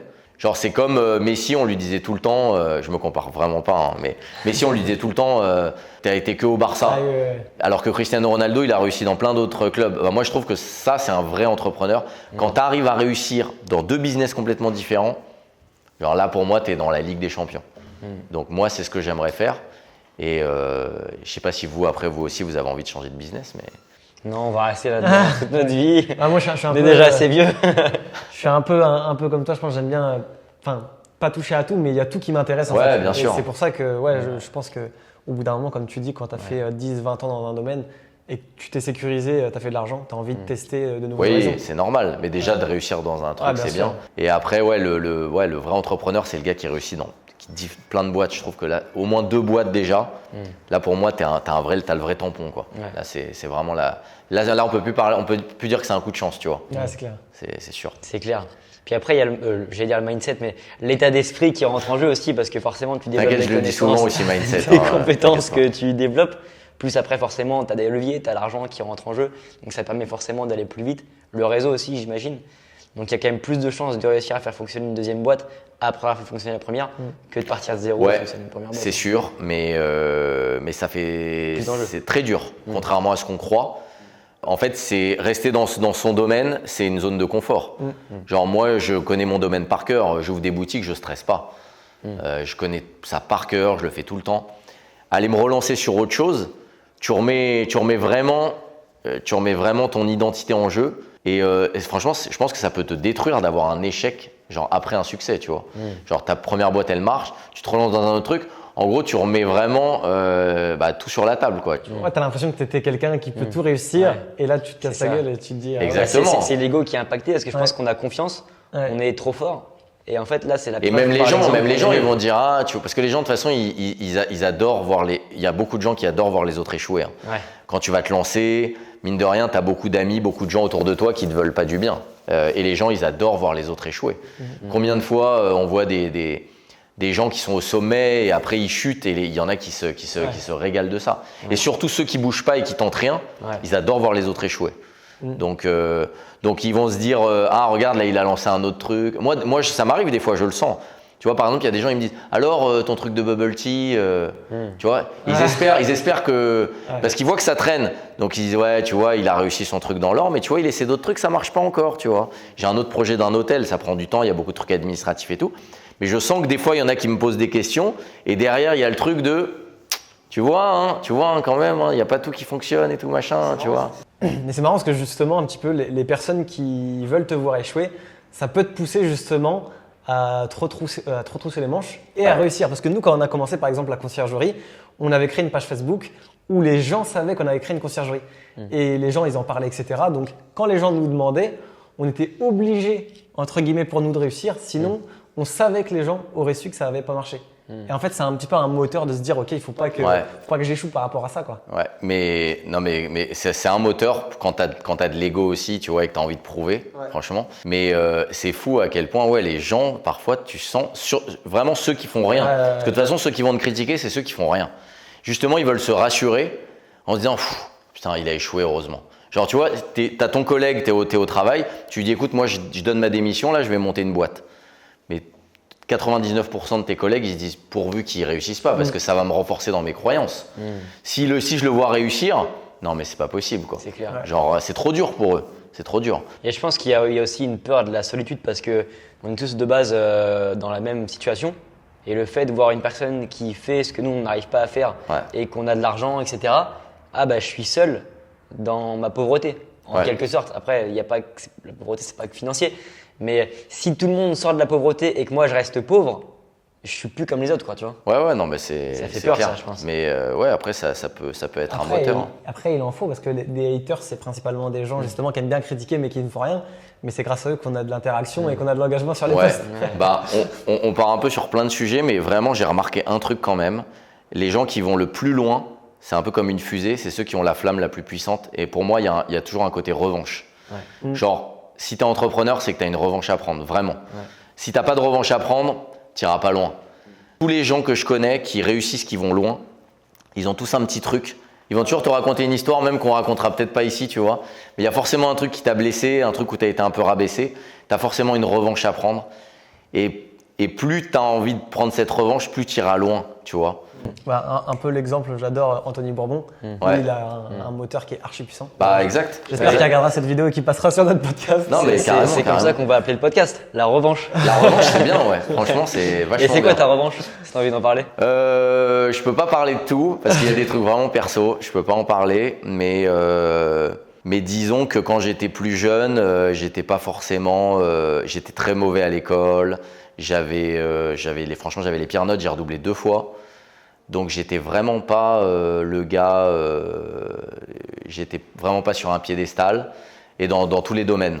Voilà. Donc voilà, et après j'ai eu pas mal de petites choses comme ça aussi. Je le racontais la dernière fois quand j'ai travaillé pendant quelques mois aussi dans une boîte de nuit où je faisais les toilettes, tu vois. Donc je me voyais vraiment pas dans des métiers où j'allais gagner de l'argent, où j'allais être entrepreneur et tout, tu vois. Moi c'était un métier, genre je le faisais, ça me dérangeait pas. Hein. Et je respecte tous les métiers. Mais genre, tu vois, j'étais un petit peu aussi, parfois les gens ils me parlaient mal dans ce métier, j'étais un peu rabaissé. Donc ouais, c'est ça un peu la revanche. Mais les trucs perso, je peux pas trop en parler, mais oui, forcément, il y a des histoires de couple, des histoires, voilà. Donc voilà. Mais ouais, il y a des choses, il y a des revanches à prendre, ouais, c'est sûr. C'est quoi un daily dans ta vie? Tu fais quoi une journée dans la vie de Laurent? La journée type, j'ai pas vraiment de journée type. On va dire que de toute façon, tout est dans mon agenda. Moi, je travaille qu'avec mon agenda et Notion. Agenda pour ce que j'ai à faire, entre guillemets, en récurrent, et Notion pour toutes mes to-do list par boîte et par sujet que j'ai à traiter. J'ai des meetings qui sont prévus, par exemple, tous les lundis matins, c'est meeting avec ma directrice générale. C'est le rendez-vous, entre guillemets, faut pas que les autres soient jaloux, mais c'est mon rendez-vous préféré. C'est le début de la semaine, tous les lundis matins, rendez-vous avec ma DG et on balaye tous les sujets. C'est le seul meeting que j'ai toutes les semaines. Sinon, en général, les meetings, c'est toutes les 2 semaines, voire une fois par mois. Et voilà quoi, le matin, douche chaude, pas de douche froide, désolé pour les autres. Pas de petit déjeuner malheureusement, café. Je mets mon costume, parfum et je prends mon taxi pour venir au bureau parce que je prends plus la voiture à Paris, c'est un enfer. Et voilà, en tout cas quand je suis à Paris c'est ça, et après des meetings toute la journée au bureau en général. Déjeuner à 11h45, ça me prend une demi-heure. Et puis voilà, le soir souvent un peu de sport. Et après ouais, je rentre entre guillemets vers 19-20 heures à la maison. Le soir je m'interdis en général de travailler. Je trouve que les journées sont assez longues, donc je travaille jamais le soir. Et je travaille, même j'ai une amplitude horaire, je trouve, moins importante même qu'il y a quelques années, parce que je suis mieux organisé, j'ai mieux délégué. Donc au final, je suis moins stressé. Plus on est organisé, moins on est stressé. Donc voilà. Quand tu parles du soir, c'est à partir de quelle heure à peu près que tu arrêtes En général, après 19-20 heures, en général, c'est possible que je réponde à 1 ou 2 messages. Par exemple, si j'ai un message de mon country manager aux États-Unis, parce que lui, il se réveille. Donc en gros, il m'envoie de temps en temps des messages, ou alors on fait notre meeting en fin de journée. Mais sinon ouais, après 20 heures, je touche pas à mon ordi, je touche pas trop à mon téléphone, voilà. Ok, très clair. Et par rapport à ton business, comment est-ce que tu fais pour le piloter, genre pour exécuter la vision que tu as? Est-ce que tu te fixes des objectifs, des OKR avec tes partenaires? En fait, ça fait à peu près, on va dire, 3 ans que je me fixe des vrais objectifs. Et en fait, on se rend pas compte à quel point ça change tout. Ouais. Ça peut paraître bête, mais c'est comme traquer les calories quand tu veux perdre du poids. On te le répète, on te le dit, mais tant que tu le fais pas, tu te rends pas compte que c'est la réalité. Et en fait, depuis qu'on s'est mis des objectifs, genre les 100 agences en temps de mois ou d'années, en fait, on l'atteint. Des choses qui te paraissent inatteignables, en mettant vraiment des choses précises, tu les atteins. Donc moi, je donne des objectifs à tous les gens avec qui je travaille. Même notre RH, elle a un objectif de recrutement par mois. Tout le monde a des objectifs. Là, pour 2025, on est en train justement de préparer un petit peu tous les objectifs. Et avec ma directrice générale, Laura Clémentine, avec elle, on se fixe les objectifs pour le groupe pour l'année. Donc cette année, on avait pour objectif d'ouvrir nos agences. On devait en ouvrir un petit peu plus, on est un petit peu en retard, mais c'est à peu près dans les clous. On avait pour objectif d'ouvrir les États-Unis, d'ouvrir l'Angleterre, donc ça c'est fait. On avait pour objectif de faire de la croissance externe, donc de racheter 2 boîtes. On ne va pas le finaliser à la fin de l'année, mais ça va être finalisé début d'année prochaine. En tout cas, quand on se fixe des objectifs, au moins on y arrive à quelques mois près.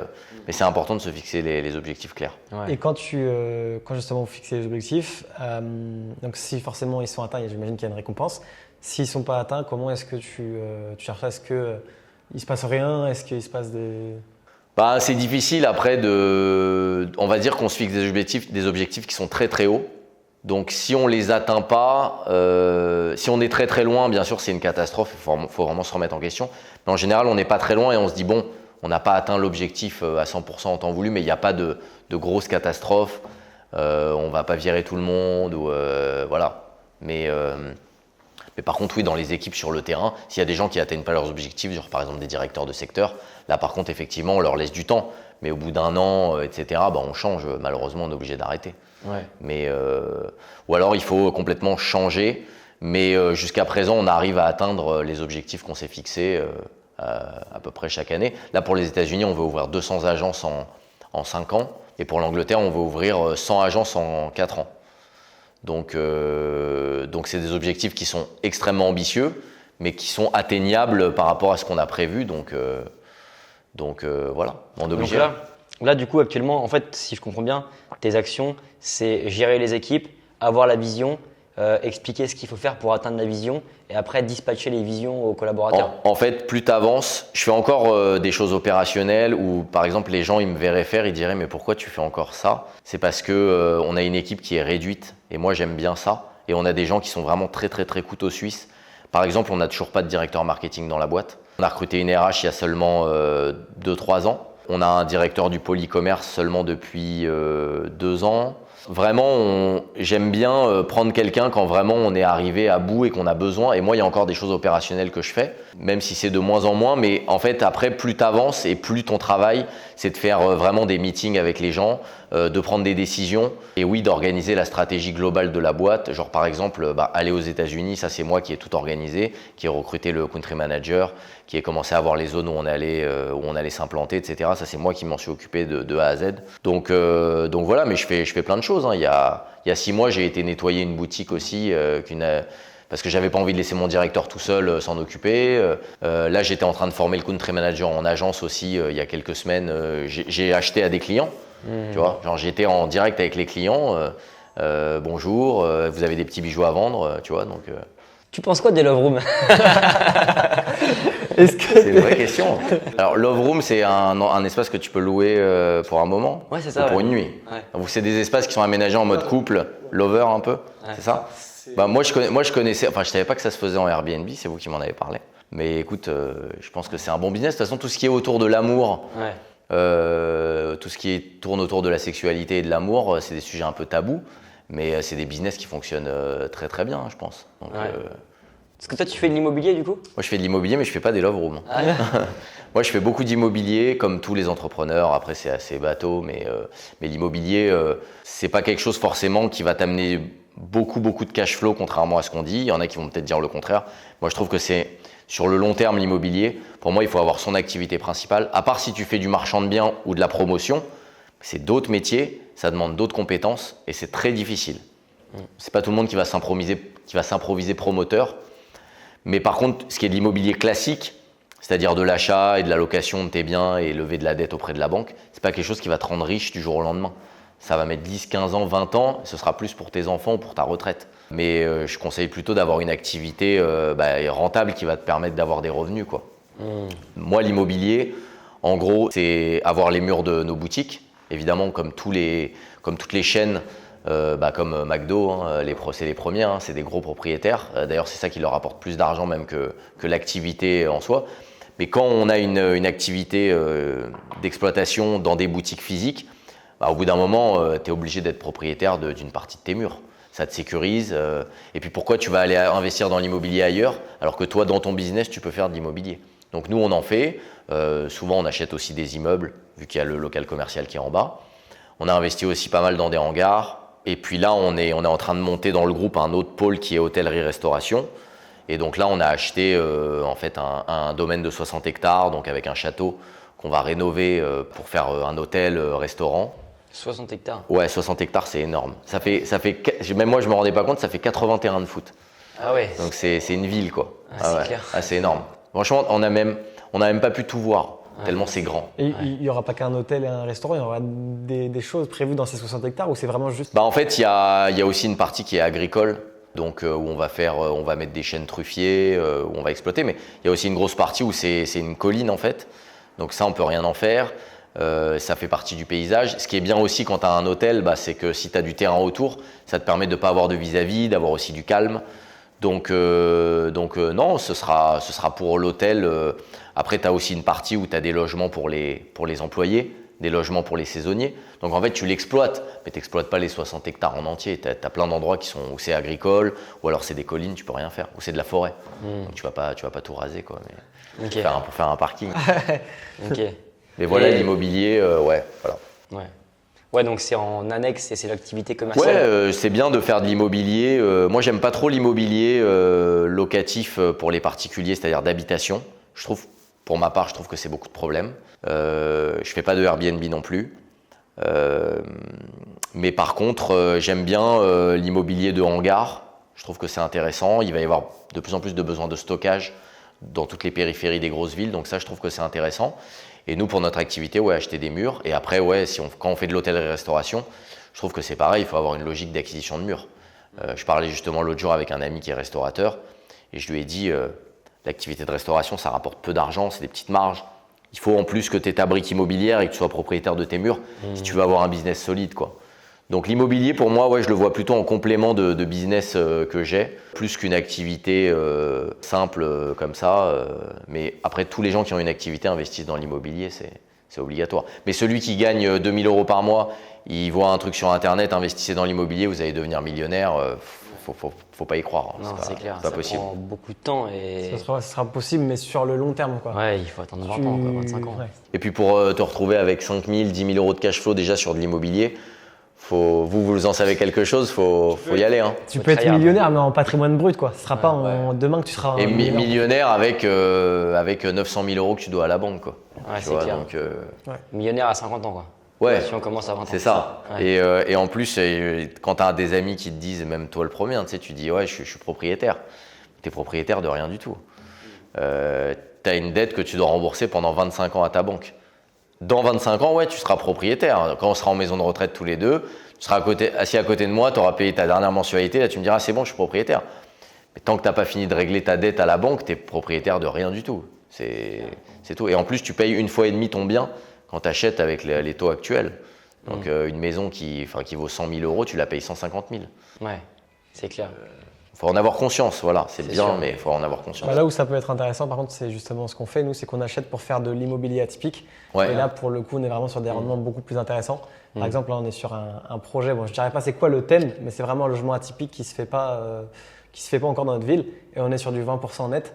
Donc là, tu te dis qu'en 5 ans, tu as remboursé en fait la quasi. Mais ça, c'est génial, c'est-à-dire que vous prenez un modèle et justement, vous le faites en mieux. C'est-à-dire, il y a aussi autour de Disney des gens qui font ça. Genre, ils prennent une chambre, ils la font en mode Jedi ou ils mettent un thème, etc. Et ça marche bien. Hein.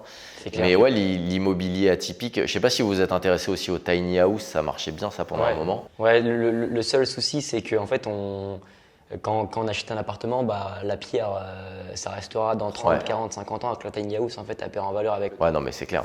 Mais par contre, sur cette activité de location courte durée atypique, même si c'est beaucoup plus rentable que l'IMO traditionnel, ça demande quand même plus de gestion. Donc, c'est un petit peu comme le marchand. En fait, ça s'apparente au business, tu vois. Tu as le fait d'avoir un locataire, le fait de gérer les entrées et sorties tous les jours, le fait d'avoir l'aide ménagère, enfin tous les logiciels, PriceLabs, Base24. Non, mais c'est du boulot. Il y a plein de gens, ils se disent je vais prendre un appart, je vais faire du Airbnb, c'est du boulot. Ouais. C'est au bout de. Moi, je connais quelqu'un, c'est une amie, elle a acheté un appartement, elle l'a mis en location Airbnb. Et là, au bout d'un an, elle a pris un locataire, elle a arrêté. Parce qu'elle a dit, entre les gens qui te volent le séchoir, qui t'abîment un truc et tout machin, c'est comme tous les business, soit tu le fais en gros et tu as un effet de volume où tu peux rentabiliser, mais si tu veux prendre un petit appart et faire ton truc Airbnb, elle me disait à la fin du mois, il me restait genre, allez, j'ai gagné 3 000 € sur l'année, avec tous les problèmes que ça m'a engendré. Elle m'a dit, c'est bon, je lâche l'affaire. C'est clair.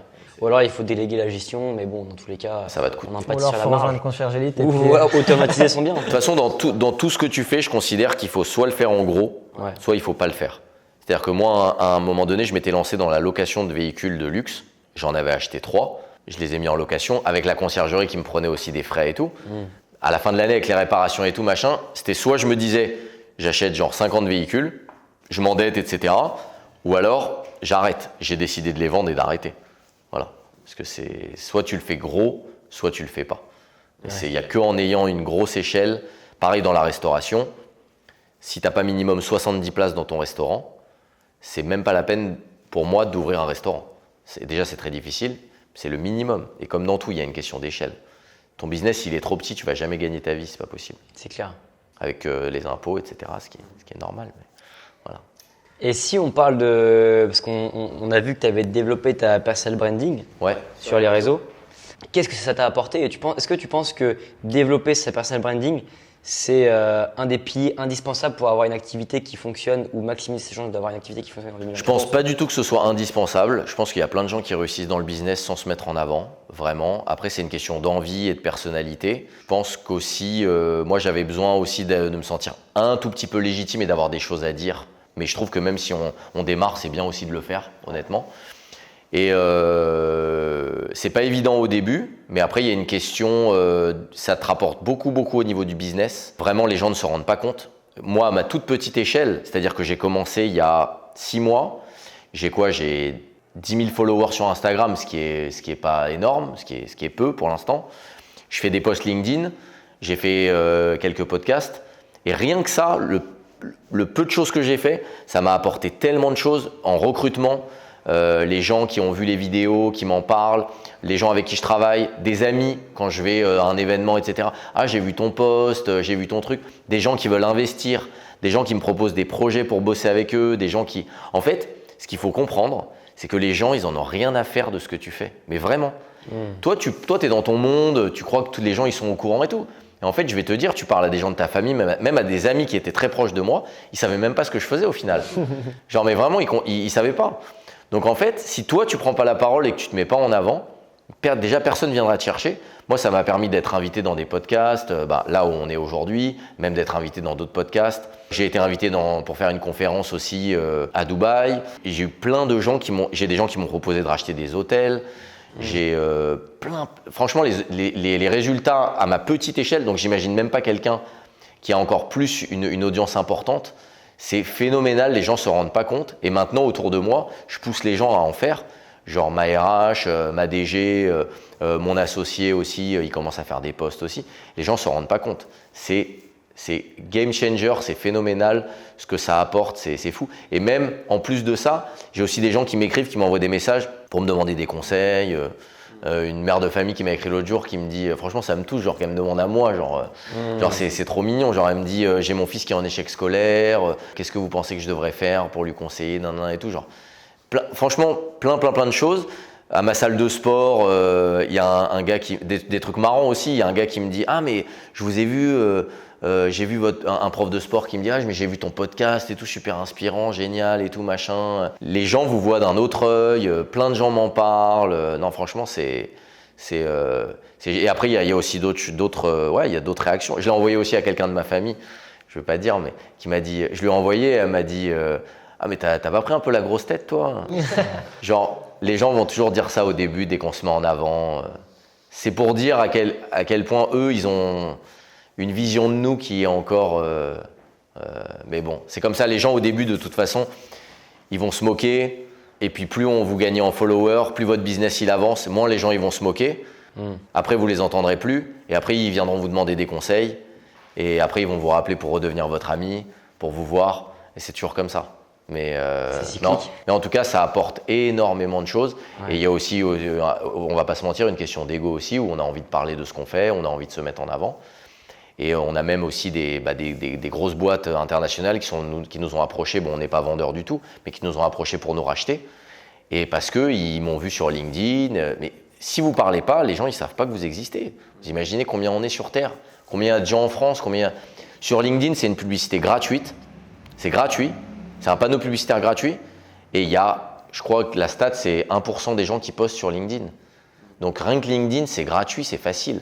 Ouais. Et après, même Instagram ou quoi, poster ou pas, mais c'est trop bête de s'en priver. Et les gens, en fait, au final, les gens qui ne veulent pas le faire, c'est des gens qui ont encore plus d'ego que vous. Genre, ils se disent « Ah non, mais les gens, ils vont me juger, nanana. » L'autre jour, je parlais avec une amie, elle me disait « Comment je fais pour que mon compte Instagram, j'ai plus de followers ?» Je disais « Mais tu sais, genre, sponsorise un petit peu une de tes vidéos. Les gens, ils ne vont pas te découvrir par hasard. Fais une sponsor. Mets un petit peu de budget, sponsorise un peu. Si les gens, ils tombent sur ton profil et qu'ils t'aiment bien, ils vont s'abonner. » Elle me dit « Ah mais non, les gens ils vont dire que je me la pète parce que je sponsorise, parce que je fais une pub et tout. » Je dis « Mais ils ne se rendent pas compte que c'est sponsorisé les gens, la plupart. » Même s'il y a écrit sponsorisé, mais c'est pas grave. Genre, tu veux faire connaître ton produit, entre guillemets, ta personne, fais de la publicité, montre-toi. N'aie pas honte, c'est pas grave. De toute façon, les gens ils vont rigoler au début, quand après ils vont voir que ça monte, ils vont moins rigoler. C'est comme ça. C'est clair. En plus, il y a quand même l'aspect où on passe sur une économie d'attention, au final, où l'attention vaut de plus en plus d'argent. On le voit avec Facebook, Google, etc., qui sont les plus grosses boîtes du monde et ils vendent de l'attention. Et je pense qu'on a aussi tendance à acheter de plus en plus, non pas pour une marque, mais pour la personne qui porte la marque ou pour les influenceurs. Et c'est pour ça que les marques, leur plus gros budget publicitaire, tu vois Louis Vuitton, etc., ils vont dépenser pour avoir Messi, Ronaldo, pour associer leur image à ces mecs-là. Bien sûr. Et j'imagine que même pour toi, ça a dû t'apporter des personnes qui veulent travailler pour toi. Il y a peut-être des personnes aussi qui viennent acheter parce qu'ils ont vu des vidéos de toi. Bien sûr. De toute façon, le plus important dans n'importe quel business, n'importe lequel, tu peux prendre la conciergerie, tu peux prendre le business de l'or, tu peux prendre la formation. N'importe quel business, le truc numéro 1, c'est la confiance. C'est pas le prix, c'est pas le positionnement, le plus important, c'est la confiance. Aujourd'hui, je te dis, tu vas monter un business avec Michel Tartampion, je sais pas quoi. Tu vois, ça c'est un genre de nom que vous pouvez pas sortir à votre âge. Mais tu vois, genre, ou alors tu vas monter un business avec Anthony Bourbon.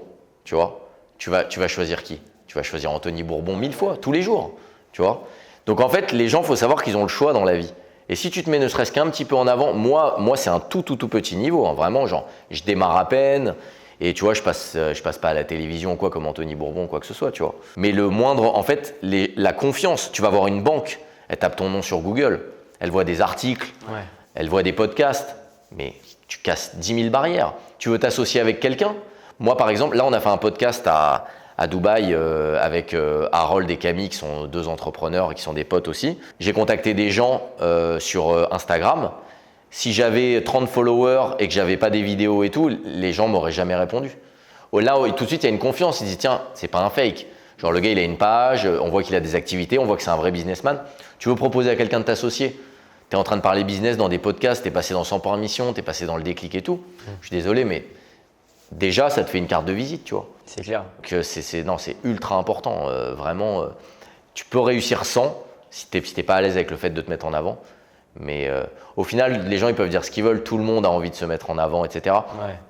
Moi, tous les gens que j'ai contactés, soit ils me répondaient pas parce que ça les intéressait pas ou quoi, ou parce qu'ils étaient trop gros, entre guillemets, pour ce que nous on voulait faire.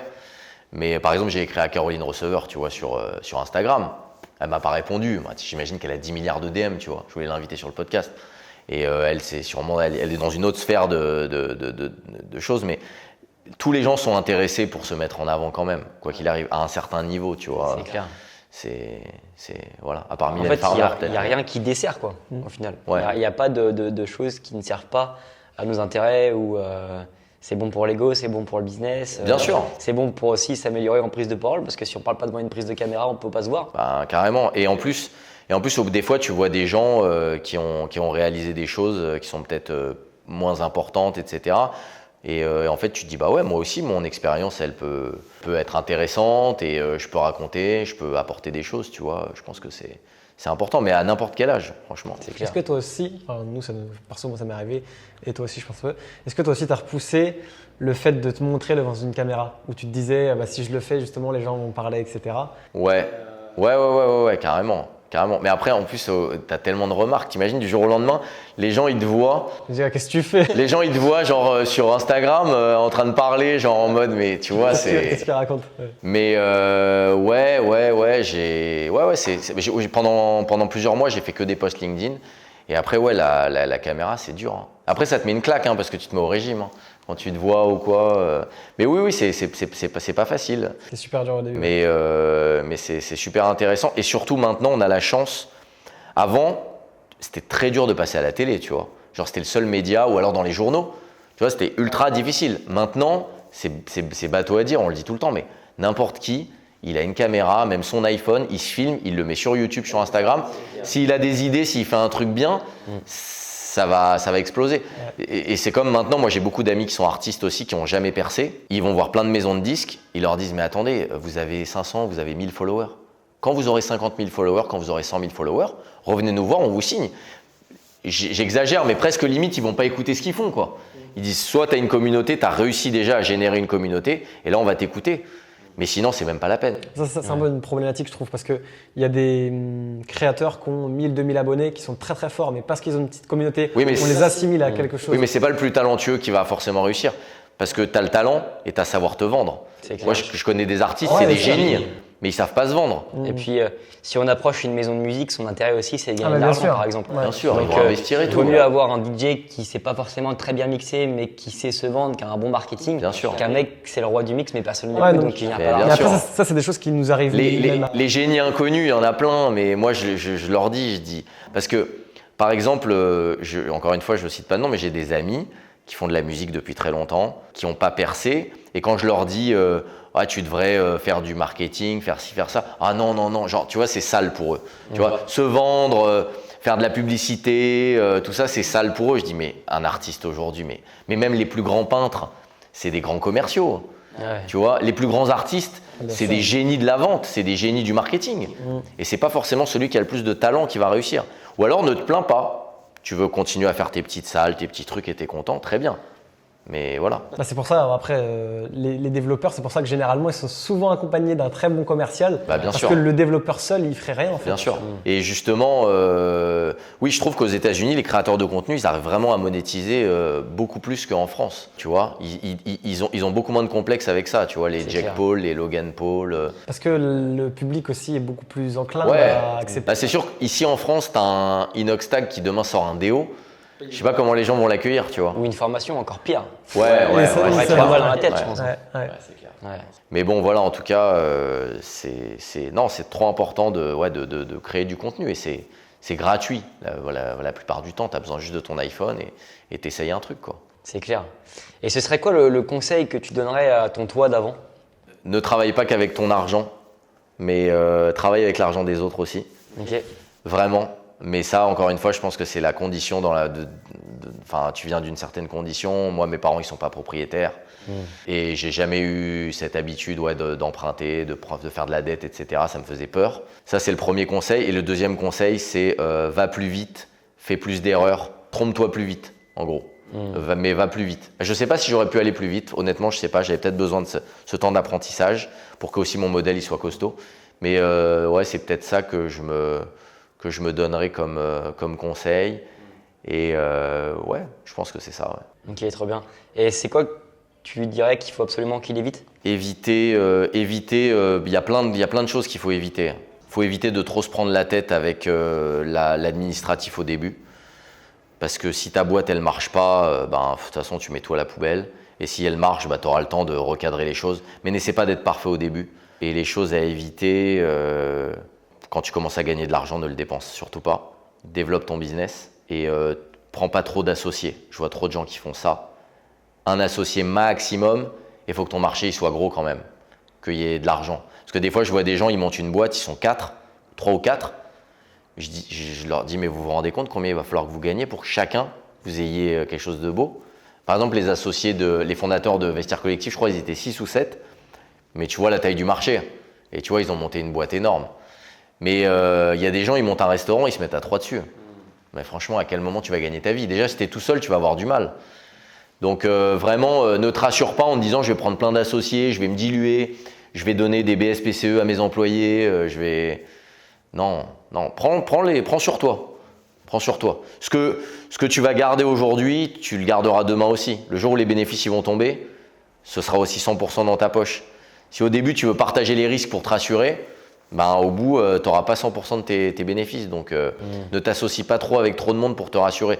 Genre tiens, je vais me mettre avec un pote, ah vas-y un troisième, comme ça on est mieux. Lui il sait faire un peu de graphisme, il nous fera les prospectus. Attends, tu vas donner 30% de ta boîte pour des prospectus. Il y a trop de gens qui font ces erreurs-là. Vraiment. Moi, je suis tout seul. J'ai pris un associé il y a 4 ans, mais j'ai monté une autre branche à côté avec lui, qui n'est pas du tout sur ma structure. Mais ouais, c'est des mal de tête après. Voilà. Bon, vous, je ne sais pas si vous êtes associé ou vous m'avez dit que vous étiez associé. Si. On est à 2, ouais. On est associés, on a 5 ans. Enfin, à chaque fois, on a toujours la même part chacun. 50-50. Ok. Bon, sur tous nos business. Tant mieux. Donc, il ne faut pas que ça casse. Non, après, ça peut très très bien se passer, mais 2, c'est bien. Mais par contre, il faut aller chercher beaucoup de croissance et beaucoup de marge, parce que tout est divisé par 2. Donc, mais après, 2, c'est bien. Hein. Par 2, ouais, franchement, ça. Genre honnêtement, là maintenant, tous les business que je fais là maintenant, déjà au bout d'un moment, moi j'en avais marre de tout faire tout seul. Tu as tes victoires tout seul et c'est ennuyeux, tu vois. Mais tous les autres nouveaux business que je fais, je les fais avec quelqu'un, forcément. Et puis de toute façon, toi, tu peux pas être partout. C'est clair. Donc, mais c'est super de partager aussi. Donc voilà. Pas les bénéfices, mais partager l'aventure. Et là, justement, on parlait du toi d'avant. Qu'est-ce que tu dirais? Et là, on va parler un peu du toi du futur. Est-ce que tu as une vision claire un petit peu de ce que sera Laurent dans 10 ans? Moi, ce que j'aimerais, Moi, la vision que j'avais, enfin en tout cas, la vie que je voulais avoir, c'est avoir des business un petit peu dans le monde entier. Et prendre l'avion et visiter mes business un petit peu dans le monde entier, c'était un petit peu ça mon rêve. Et du coup, ce que j'ai envie de faire, c'est de monter un groupe mondial avec des activités dans plusieurs pays. Donc les Émirats, aux États-Unis, en France, en Europe, c'est ça que j'ai envie de faire. Et surtout de me dire, de ne pas avoir de regrets en me disant putain, j'aurais dû, alors que là c'est maintenant qu'il faut le faire. Là, j'aurais dû, tu vois, j'aurais dû aller plus vite, j'aurais dû tenter, j'aurais dû faire ça. C'est le pire, je pense. Je pense que c'est le pire d'arriver à la fin de ta vie et de te dire oh putain, regarde, à quoi bon? J'avais la santé, qu'est-ce que je risquais? Franchement, vaut mieux tenter. Non, ça, ce serait le pire. C'est ce que je me dis tout le temps. C'est ce qui me pousse à avancer, c'est que je me dis je veux pas regretter, vraiment. Donc c'est minimiser le nombre de regrets, quoi. Ah ouais, vraiment, c'est horrible d'avoir des regrets. Franchement, c'est atroce. Ça passe vite après, tu te dis plus tard. Non, c'est horrible. Bah, on se questionne, enfin moi, je me questionne souvent sur pourquoi est-ce que je suis là, etc. Ouais. Alors que il n'y a pas de réponse. Mais je pense qu'une bonne réponse, c'est en fait simplement minimiser le nombre de regrets, quoi. Le jour où tu arrives à la fin de ta vie, au moins. Ben ouais, parce qu'en fait, ça, tu peux pas le rattraper et après, tu peux passer 10-20 ans de ta vie à avoir que des regrets et être vraiment dans la tristesse, quoi. Donc c'est très difficile. Et la question à chaque fois, pourquoi on est là, ou c'est ce genre de questions philosophiques, moi j'essaie d'être très très très très occupé tout le temps. Comme ça m'évite de me poser ce genre de questions. Tu vois, c'est pour ça que j'aime pas ne pas être occupé. Voilà. Okay. Mais bon, ça c'est à peu près comme tout le monde, c'est propre à chacun. Mais... Ouais, c'est sûr. Ok. Bah, je pense qu'on a fait un bon tour. Ouais. Bah, j'ai trop pas bien. forcément de questions. Bah, on a vu plein de sujets et tout, et voilà. Moi, moi j'ai quand même une question, même si le sujet c'était d'échanger. Mais vous, votre ambition, c'est quoi? Genre vraiment votre ambition là dans les 5 ans, parce que 10 ans c'est trop long. Mais genre c'est quoi en termes de chiffres, Est-ce que vous avez des ambitions financières, de fortune personnelle, de choses que vous voulez acheter ou acheter à vos parents ou à des proches? Vous avez des rêves comme ça, des trucs? Ouais. Bah, après, je pense qu'on a peut-être des ambitions qui évoluent, même si on est associés. Et l'avantage, c'est que du coup, sur les 5 prochaines années, on sait qu'on sera encore ensemble. Mais l'objectif, je dirais, numéro 1, enfin déjà, au niveau de la structure qu'on a ensemble, c'est de devenir le numéro 1 en location courte durée en Europe sur la partie conciergerie. Donc en fait, c'est d'avoir une structure, une collaboration commerciale. En fait, c'est de devenir le numéro 1 de la conciergerie, mais de collaboration commerciale, donc l'IAD. Et en termes de structure, c'est vraiment, en termes d'objectifs plutôt financiers, on aimerait arriver à horizon 5 ans à une boîte qui serait valorisée à 100 M, donc 100 millions. Après, est-ce qu'on va y arriver, est-ce qu'on va pas y arriver? Ça, on verra. Mais du coup, ça nécessite d'avoir en tout 3000 collaborateurs commerciaux en Europe pour 6000 biens. Donc, c'est quelque chose qui peut potentiellement être réalisable. C'est réalisable. Et après, ma vision, moi, sur horizon, je dirais si on en parle horizon 50, 60 ans, j'ai une éducation où mes parents, ils n'ont jamais trop eu la chance de faire ce qu'ils voulaient vraiment faire parce qu'on leur a toujours imposé, forcément à l'époque c'était différent, ils ont fait les études qu'ils ont dû faire, ils n'en ont pas forcément fait, ils ont fait un travail qu'ils ne voulaient pas forcément faire non plus et ils n'ont jamais vraiment trop eu le choix et ils ont toujours offert à ma sœur et moi ce qu'ils n'ont jamais eu la chance d'avoir, c'est-à-dire de choisir ce qu'ils veulent réellement faire de leur vie. Et moi, dans ma première… Et après, du coup, ça crée forcément des conséquences physiques parce que quand on fait un truc qu'on n'aime pas faire, on finit par attraper des maladies, on finit par mourir des maladies qu'on attrape. Et c'est vraiment changer le plus de vie possible. Dans le sens où je veux déjà changer la mienne pour me sécuriser mes proches et après apporter aux gens la connaissance et le savoir pour qu'ils puissent eux-mêmes se sécuriser. Et c'est d'ailleurs pour ça qu'on accompagne des gens à créer des conciergeries. Et je me dis que plus on va accompagner de gens à créer des conciergeries, à avoir une activité qui les rende indépendants, libres, qui automatisent leur business, qui y travaillent 1-2 heures par semaine pour avoir des revenus de 4-5 000 euros par mois comme ce que nous, on a réussi à faire en l'espace de 2 ans, bah plus je vais m'accomplir. Donc ça, c'est comme ça que je vois les choses. C'est beau. Il a tout dit professionnellement. Du coup, là, je vais plutôt parler personnellement. Moi, du coup, là, j'ai 22. J'ai un objectif qui est peut-être un peu bébête, mais c'est d'ici 3 ans. Déjà, c'est beau d'être entrepreneur à 22 ans. Hein. Franchement, moi, à 22 ans, je savais même pas ce que ça voulait dire. Donc, Mais ouais, d'ici 3 ans, donc à 25 ans, mon objectif premier, c'est d'être millionnaire. Donc, en vrai, c'est un objectif qui veut tout et rien dire, mais c'est un objectif que 1 million déjà minimum. Voilà, je sais que je vais y arriver, peut-être même avant. Mais après, sinon, ouais, mon objectif secondaire, c'est vraiment tout donner à ma famille, entre guillemets, à tout donner, redonner ce qu'ils m'ont donné depuis que je suis tout petit. Et une fois que je les aurai sécurisés et que je me serai sécurisé, bah là, pour le coup, ouais, c'est aider des gens que j'ai envie d'aider, quoi. Ouais, bien sûr. Bah ouais. Mais c'est vrai que on a toujours le rêve d'acheter une maison à ses parents, d'acheter un truc de leur rêve. Donc ça, c'est génial. C'est ça. C'est le plus grand plaisir. C'est un moteur aussi. Ouais. C'est super. Bah, c'est trop bien. Millionnaire à 25 ans, génial. Franchement, tu pourras faire des belles vidéos YouTube là avec ça. C'est clair.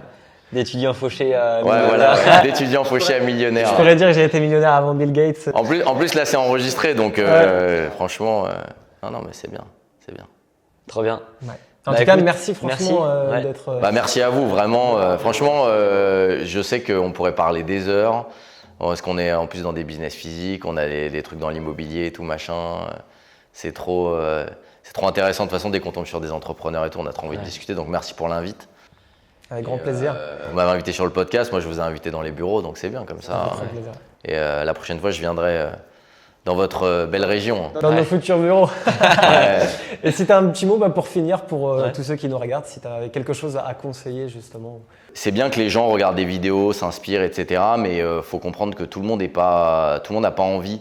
Il y a des gens qui se mentent à eux-mêmes. Ils pensent qu'ils ont envie de monter une boîte, ils pensent qu'ils ont envie de gagner beaucoup d'argent, etc. Mais en fait, ce que je veux dire, c'est que c'est pas genre t'es un super héros et que tout le monde peut pas le faire, tu vois. Les gens peuvent monter une boîte et tout.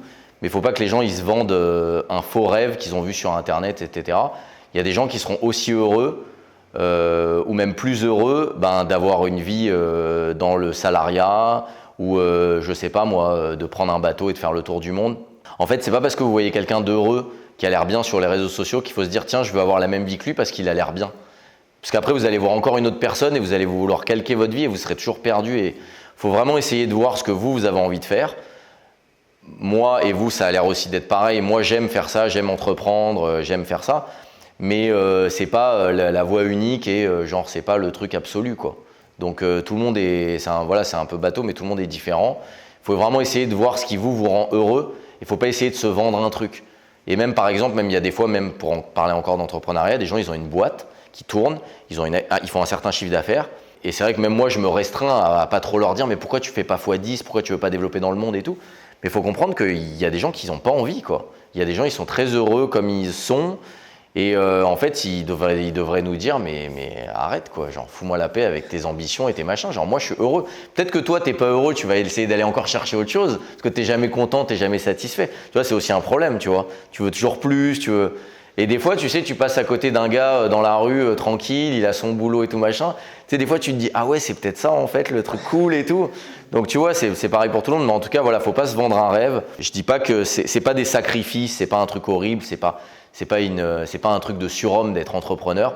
C'est juste ta passion, ton plaisir, quoi. Donc, en fait, tu n'as pas de souffrance. Moi, j'ai pas de souffrance à faire ce que je fais, j'ai pas souffert. J'aime ce que je fais, j'aime entreprendre, j'aime faire ça. S'il y a des gens qui aiment faire autre chose, qu'ils le fassent. Mais bon, nous, en tout cas, pour 2025, c'est ce qui va nous occuper. On va monter des boîtes, quoi.